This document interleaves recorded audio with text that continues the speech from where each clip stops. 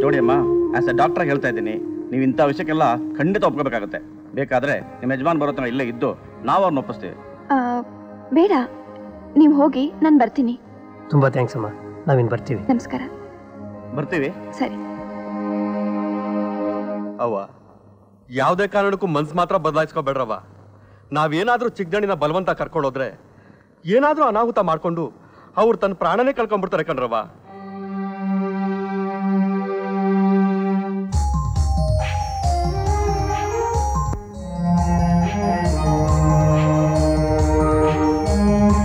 ಇವನು ನಿನ್ನ ಮಾತನ್ನಲ್ದೆ ಇನ್ನೊಬ್ಬರ ಮಾತನ್ನು ಕೇಳಲ್ಲ.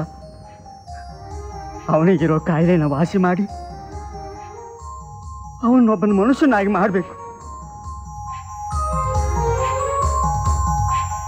ನೋಡು ಸಂಪಿಗೆ, ನೀ ಜಮೀನ್ದಾರ್ ಮನೆಗೆ ಹೋದ್ರೆ ನಾನು ಸುಮ್ಮನೆ ಇರೋದಿಲ್ಲ. ಮುದ್ದು ಕೃಷ್ಣನ್ ಸೇವೆ ಮಾಡೋದಕ್ಕೆ ಬೇಕಾದಷ್ಟು ಜನ ಇದ್ದಾರೆ.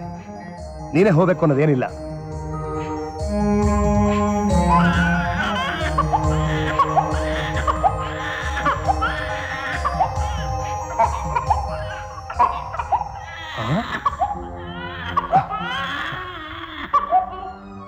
ಸಂಪಿಗೆ, ಸಂಪಿಗೆ,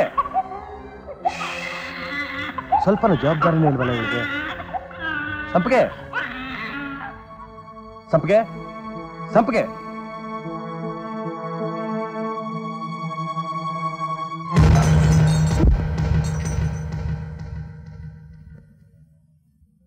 ಏನಾಯ್ತು ನಿಮಗೆ? ಆ ಗೊಂಬೆ ಯಾಕೆ ಹೊಡೆದಾಕಿದ್ರಿ? ನೀನು ಪ್ರೀತಿಸಿರೋ ನಾನು ಹೃದಯನ ಒಡೆಯುವಾಗ ನಡ್ಕೋತಿದ್ಯಲ್ಲ, ಅದಕ್ಕೆ. ನಿನ್ನ ಆಸೆಗಳೇ ಬೇರೆ, ನಿನ್ನ ಕನಸುಗಳೇ ಬೇರೆ. ಮಗು ಆದ್ಮೇಲೆ ಆದ್ರೂ ಸರಿ ಹೋಗ್ತೆ ಅನ್ಕೊಂಡಿದ್ದೆ. ಈ ಜನ್ಮದಲ್ಲಿ ನೀನು ಸರಿ ಹೋಗೋದಿಲ್ಲ. ಅಕಸ್ಮಾತ್ ನಾ ಲೇಟಾಗಿ ಬಂದಿದ್ರೆ ಮಗು ಕೆಳಗೆ ಬಂದು ಏನು ಅನಾಹುತ ಆಗ್ತಿತ್ತೋ ಏನೋ. ನೋಡು ಸಂಪಿಗೆ, ನಿನ್ನ ಶರಪಂತ್ರದಲ್ಲಿ ಬಂಧಿಸಿ ಮದುವೆ ಮಾಡ್ಕೊಂಡು ನಿನ್ನ ಸ್ವಾತಂತ್ರ್ಯನ ಬಲಿ ತಗೊಂಡಿದ್ದಂತ ದಿನ ನೀನು ಕೊರಗ್ತಾ ಇದ್ಯಾ? ಸಂಪಿಗೆ, ಒಬ್ಬ ಮನುಷ್ಯನ ದೇವ್ರು ಮಾಡೋದು, ಮೃಗಾನ್ ಮಾಡೋದು ಒಂದು ಹೆಣ್ಣಿನ ಕೈಲಿದೆ. ನೀನಂತ ನನ್ನ ದೇವ್ರಾಗಕ್ ಬಿಡ್ಲಿಲ್ಲ, ಮೃಗಾನ್ ಮಾತ್ರ ಮಾಡಬೇಡ. ತಗೋ ಮಗುನ.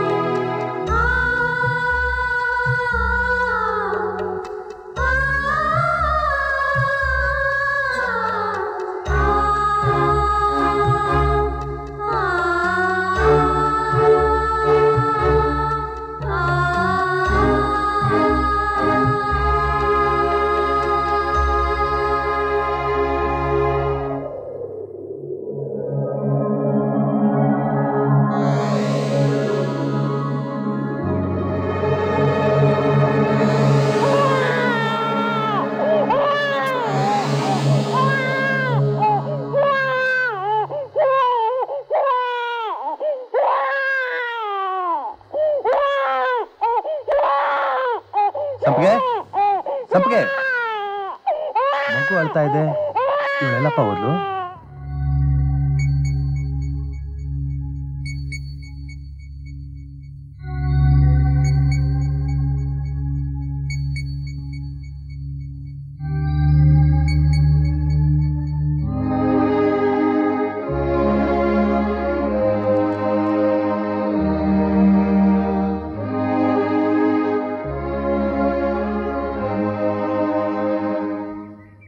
ಗಂಟ ಬಿಸಿಯಾಗಿ ಗೊತ್ತೇ ಇಲ್ಲ.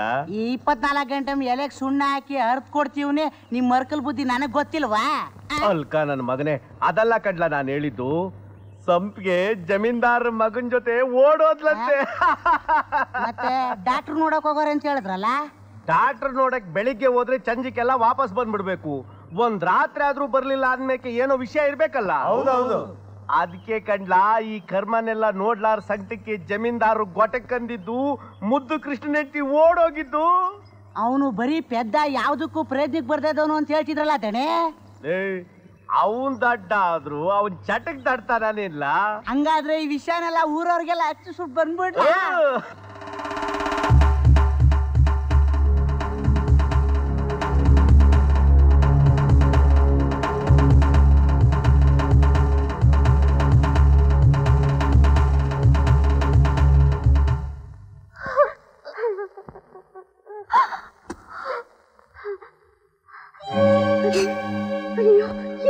ಯಾಕೆ ಹೇಳ್ತಾ ಇದೀಯಾ? ಅವಳು ಎಲ್ಲಿದ್ರು ಹುಡುಕಿ ಕೊಚ್ಚಾಕ್ಬಿಡ್ತೀನಿ. ನಮಗಿರೋಳು ಒಬ್ಬಳೆ ಮಗಳು ಅಂತ ತಿಳ್ಕೊ. ನೀವೀಗ ಅವಳನ್ನ ಸಾಯಿಸಿದ್ರೆ ನಮಗ್ ಬಂದಿರೋ ಕೆಟ್ಟ ಹೆಸರು ಹೊರಟೋಗುತ್ತಾ ಬಾವ? ಅವಳನ್ನ ಕೊಚ್ಚಾಕಿದ್ರೆ ನನಗೆ ಸಮಾಧಾನ. ನನ್ನ ತಡಿಬೇಡ ಜನ. ಬಾವ, ಈ ವಿಷಯ ನಮ್ಮೂರಿಗೆ ಮಾತ್ರ ಗೊತ್ತಾಗಿದೆ. ನೀವು ಅವಳನ್ನ ಸಾಯಿಸಿದ್ರೆ ತಂದೆ ಮಗಳನ್ನ ಕೊಚ್ಚಾಕಿದ್ರು ಅಂತ ಪೇಪರ್ನಲ್ಲಿ ಹಚ್ಚಾಗಿ ಇಡೀ ದೇಶಕ್ಕೆ ಗೊತ್ತಾಗುತ್ತೆ. ನಾವು ಪಡ್ಕೊಂಬಂದಿರೋದು ಇಷ್ಟೇ ಬಾವ.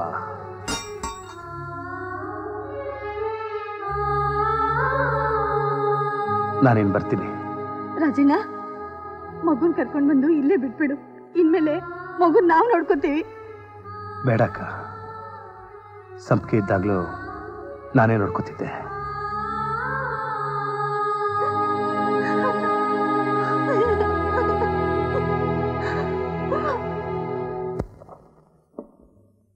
ಏನೇ ಜಾನಕಿ, ನೆನ್ನೆ ನೀನ್ ಹೇಳಿದ್ದಲ್ಲ ನಿಜ ಏನೇ? ಮತ್ತಿನ್ನೇನು, ಇವಳಿಂದಾಗಿ ಅವನ ಹೆಂಡತಿ ಮನೆ ಬಿಟ್ಟು ಹೊರಟೋಗಿದ್ದಾಳಂತೆ ಕಣೆ. ಇವಳಿಗೆ ಇವನ್ ಮೇಲೆ ಪ್ರೀತಿ ಜಾಸ್ತಿ ಆಗಿ ತನ್ನ ಗಂಡ ಮಗು ಎಲ್ಲಾರನ್ನು ಬಿಟ್ಟು ಮನೆಯಿಂದ ಆಚೆ ಬಂದ್ಬಿಟ್ಟಿದ್ದಾಳಂತೆ ಕಣೆ. ತೊಟ್ಲು ಮಗುನು ಕಟ್ಕೊಂಡ್ ಗಂಡನ್ನು ಹೀಗೆ ನಿರ್ದಾಕ್ಷಿಣ್ಯವಾಗಿ ಬಿಟ್ಟು ಹೊಸಲ್ದಾಟ್ ಬಂದಿದ್ದಾಳಲ್ಲ, ಇವಳಿಗೆ ಹೆಣ್ಣಲ್ಲ, ಹೆಮ್ಮಾರಿ. ಒಂದ್ ಹೆಣ್ಣಿಗೆ ತಾಳಿ ಭಾಗ್ಯ, ಮಕ್ಕಳ ಭಾಗ್ಯ ಸಿಕ್ಕೋದು ಅವಳ ಪುಣ್ಯ ಅಂತಾರೆ ಕಣೆ. ಆ ಪುಣ್ಯನ ಪಾಪದ ನೆರಳಿನಿಂದ ಮರೆ ಮಾಡಿದ್ರೆ ಆ ಹೆಣ್ಣಿನ ಬಾಳು ಬಿರ್ಗಾಳಿಗೆ ಸಿಕ್ಕ ತರಗೆಲೆ ತರ ಆಗುತ್ತೆ ಕಣೆ.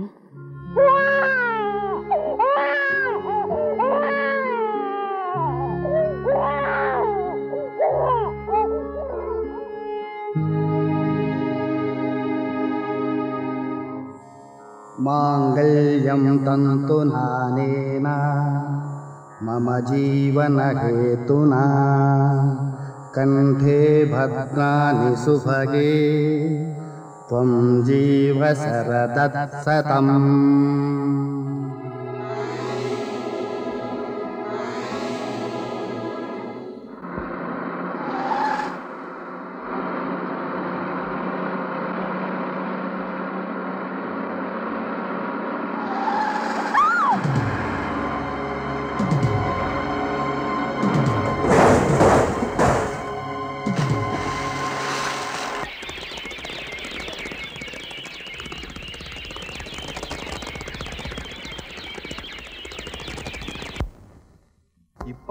ತಾರೀಕು ಸೋಮವಾರ ಸಂಜೆ 4:30 ಗಂಟೆಗೆ ಬೆಂಗಳೂರಿನಿಂದ ರಾಮಪುರಕ್ಕೆ ಹೋಗುತ್ತಿದ್ದ ಸರ್ಕಾರಿ ಬಸ್ಸು ಶ್ರೀರಂಗಪಟ್ಟಣದ ಬಳಿ ಅಪಘಾತಕ್ಕೀಡಾಗಿ ಅದರಲ್ಲಿದ್ದ ಪ್ರಯಾಣಿಕರೆಲ್ಲ ಮೃತಪಟ್ಟರು.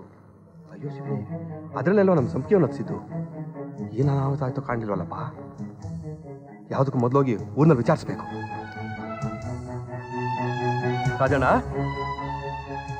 ರಾಜಣ್ಣ,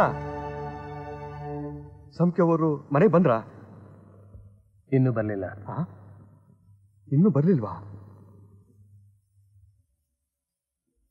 ಯಾಕೇನಾಯ್ತು?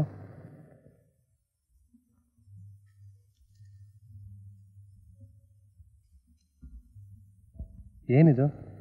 ಮುದ್ದು ಕಿಸ್ನು ತೋರ್ಸೋಕೆ ಸಂಪಿಗೆವ ನಾನು ಬೆಂಗಳೂರು ಆಸ್ಪತ್ರೆಗೆ ಹೋಗಿದ್ವಿ. ಬರ್ತಾ ಸಂಪಿಗೆವ ಇದೇ ಬಸ್ಸಲ್ಲಿ ಬಂದ್ರು. ಹಿಂಗಾಗುತ್ತೆ ಅಂತ ನಾನು ತಿಳ್ಕೊಂಡಿರ್ಲಿಲ್ಲ ರಾಜಣ್ಣ.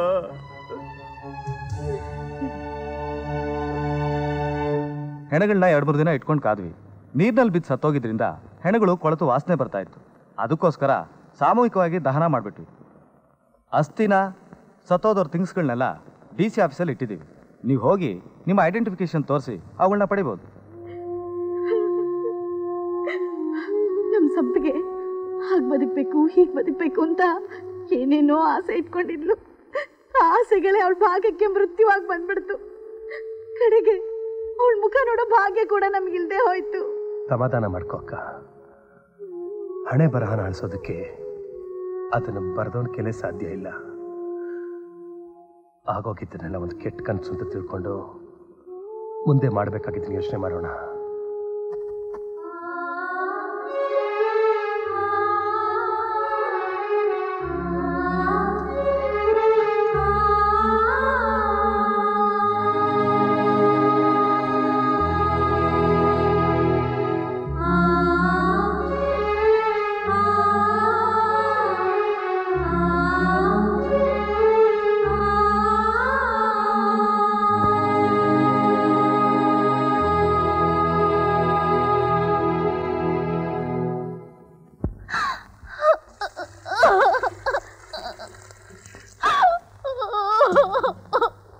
ಕಾವೇರಿ, ಯಾಕಮ್ಮ, ಏನಾಯ್ತು? ಯಾಕೆ ಹೇಳ್ತಾ ಇದ್ದೀಯಾ? ಅಮ್ಮ, ಮಾವ ಸೊಸೈಟಿಲಿ ಕೆಲಸ ಮಾಡ್ಕೊಂಡು ಮಗುನು ಅಲ್ಲೇ ನೋಡ್ಕೊತಿದ್ದಾನೆ. ನಾವೆಲ್ಲ ಇದ್ದವನಿಗೆ ಬೇಡವಾಗಿ ಹೋದ್ವಾ? ಬೆಳಗ್ಗೆ ಮನೆಗೆ ಹೋಗಿ ಮಗುಗ್ ಸ್ನಾನ ಮಾಡಿಸಿ ಮಾವನಿಗೆ ಅಡಿಗೆ ಮಾಡಿಟ್ಟು ಬರೋಣ ಅಂತ ಹೋದ್ರೆ ಮಾವ ನಿನಗೆ ಇದೇ ಕೊನೆ, ಇನ್ಮೇಲೆ ಹೀಗೆಲ್ಲ ಒಬ್ಳೆ ಮನೆಗೆ ಬಂದ್ರೆ ನನ್ನ ನಾಳೆ ಅಂತ ಹೇಳ್ಬಿಟ್ಟ ಅಮ್ಮ.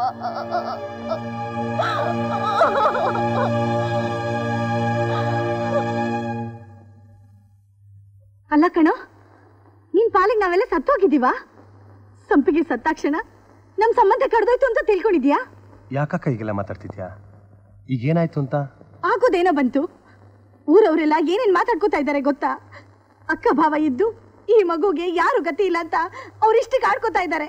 ಮಾತಾಡ್ಲಿ ಬಿಡಕ್ಕ, ಜನಗಳ ಬಾಯಿನ ಮುಚ್ಚಕ್ಕ ಆಗುತ್ತೆ. ಆಗುತ್ತೆ ಕಣೋ, ಖಂಡಿತ ಆಗುತ್ತೆ. ಅದಕ್ಕೆ ನಾನೊಂದು ತೀರ್ಮಾನಕ್ಕೆ ಬಂದ್ಬಿಟ್ಟಿದ್ದೀನಿ.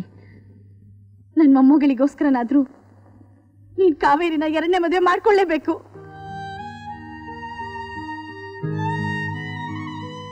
ಅಕ್ಕ, ಜನರು ಈಗಾಗಲೇ ತಪ್ಪು ಕಲ್ಪನೆ ಮಾಡ್ಕೊಂಡಿದ್ದಾರೆ. ಕಾವೇರಿಯಿಂದನೇ ಸಂಪಿಗೆ ಹೊರಟೋಗ್ಬಿಟ್ಲು ಅಂತ ಕತೆ ಕಟ್ಟಿದ್ದಾರೆ. ಈಗ ನಾನೇನಾದ್ರೂ ಅವಳನ್ನ ಮದುವೆ ಆದರೆ ಅವ್ರ ಮಾತೆ ಸತ್ಯ ಆಗ್ಬಿಡುತ್ತೆ. ನೋಡು, ದಯವಿಟ್ಟು ನಾನು ಇದ್ರಲ್ಲಿ ಬಲವಂತ ಮಾಡಬೇಡ. ನೀನ್ ಕಾವೇರಿನ ಮದುವೆ ಮಾಡ್ಕೊಳ್ದೆ ಹೋದ್ರೆ ಅವಳು ಬೇರೆ ಯಾರನ್ನೂ ಮದುವೆ ಮಾಡ್ಕೊಳ್ಳಲ್ಲ ಅಂತ ಹಠ ಹಿಡ್ದಿದ್ದಾಳೆ. ಅವಳಿಗೆ ಈ ಶಿಕ್ಷೆ ಆಗೋದು ನಿನಗಿಷ್ಟವೇನೋ? ನೀನ್ ನಿನ್ನ ಹಠ ಬಿಡದೆ ಹೋದ್ರೆ ಸಂಪಿಗೆನ್ ಕಳ್ಕೊಂಡ ಹಾಗೆ ನನ್ ಕಾವೇರಿನೂ ಕಳ್ಕೋಬೇಕಾಗತ್ತೆ. ರಾಜಣ್ಣ, ಇದು ಹೆಣ್ಮಗು ಕಣೋ. ಇದು ಬೆಳೆಯುವಾಗ ತಾಯಿ ಪ್ರೀತಿ ಇದಕ್ಕೆ ಸಿಗದೆ ಹೋದ್ರೆ ನಾಳೆ ಇದ್ರ ಭವಿಷ್ಯನೇ ಹಾಳಾಗುತ್ತೆ ಕಣೋ. ಇಲ್ಲ ಇಲ್ಲ, ನನ್ನ ಮೊಮ್ಮಗಳು ಆ ರೀತಿ ಬೆಳೆಯೋದಿಕ್ಕೆ ನಾನು ಇಷ್ಟಪಡೋದಿಲ್ಲ. ನೋಡು, ನೀನೇನಾದ್ರೂ ನನ್ನ ತೀರ್ಮಾನಕ್ಕೆ ಒಪ್ಕೊಳ್ದೆ ಹೋದ್ರೆ ಈ ಅಕ್ಕನ ಮುಖನ ಇದೇ ಕೊನೆ ಸಲ ನೋಡೋದು ಅಂತ ತಿಳ್ಕೊಂಡ್ಬಿಡು.